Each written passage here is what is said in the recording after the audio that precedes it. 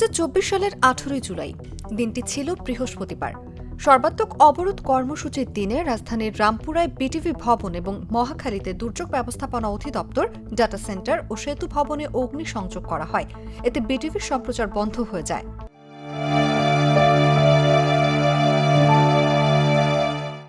মিরপুর, মহাখালী, বাড্ডা সহ আরও কয়েকটি এলাকায় পুলিশ বক্সে আগুন ও ভাঙচুর করে আন্দোলনকারীরা। উত্তরা পূর্ব থানায় আগুন ধরে দেয়া হয়। বৈষম্যবিরোধী ছাত্র আন্দোলনের পূর্ব ঘোষিত কমপ্লিট শাটডাউন কর্মসূচি ঘিরে আইনশৃঙ্খলা পরিস্থিতি স্বাভাবিক রাখতে এদিন ঢাকা সহ সারা দেশে 229 প্লাটুন বিজিবি মোতায়েন করা হয়। সে সঙ্গে ডিএমপি অনির্দিষ্টকালের জন্য রাজধানীতে সভা সমাবেশ নিষিদ্ধ ঘোষণা করে।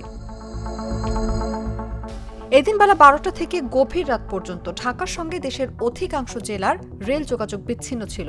রাত 9টার পর থেকে ইন্টারনেট সেবা পুরোপুরি বন্ধ করে দেয় ফ্যাসিস্ট আওয়ামী সরকার। 18 জুলাই বেলা 12:30টার দিকে রাজধানীর যাত্রাবাড়িতে হানি ফ্লাইওভারের টোল প্লাজায় আগুন দেয় আন্দোলনকারীরা।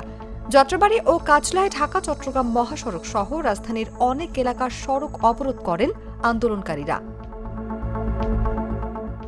এদিকে মেট্রো লাইনের নিচে মিরপুর 10 গোল চত্বরে ফুটওভার ব্রিজে পুলিশ বক্সে আগুন দেয়া হয়। পরে ট্রেন চলাচল বন্ধ করে দেয় কর্তৃপক্ষ। কমপ্লিট শাটডাউন কর্মসূচি চলাকালে রাজধানী ছাড়াও দেশের বিভিন্ন জেলা ও উপজেলায় আন্দোলনকারীদের সঙ্গে পুলিশের সংঘর্ষের ঘটনা ঘটে। অনেক জায়গায় আওয়ামী লীগ, যুবলীগ ও ছাত্রলীগের নেতাকর্মীরা আন্দোলনকারীদের উপর হামলা চালায়। রাজধানীর মেরুলবাড্ডা, রামপুরা, মালিবাগ, ধানমন্ডি, মিরপুর 10, নীলক্ষেত, আজিমপুর, তেজগাঁও, শান্তিনগর, মহাখালী, শনিরাকড়া, কাজলা, যাত্রাবাড়ি সহ বিভিন্ন এলাকায় ব্যাপক সংঘর্ষের ঘটনা ঘটে। দিনভর এসব এলাকা ছিল রণক্ষেত্রের মতো। এদিন রাজধানী ঢাকার 24 জন, চট্টগ্রামে ও নরসিংদীতে 2 জন এবং রংপুর, সাভার ও মাদারীপুরে 1 জন করে নিহত হন। নিহতদের মধ্যে 11 জন শিক্ষার্থী ছিলেন। দেশের বিভিন্ন স্থানে সংঘর্ষে আহত হন প্রায় 1,500 মানুষ।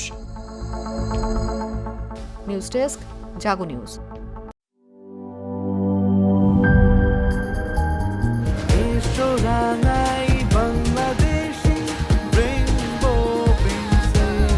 রেইনবো পেইন্টস, ছড়াও জীবনের রং।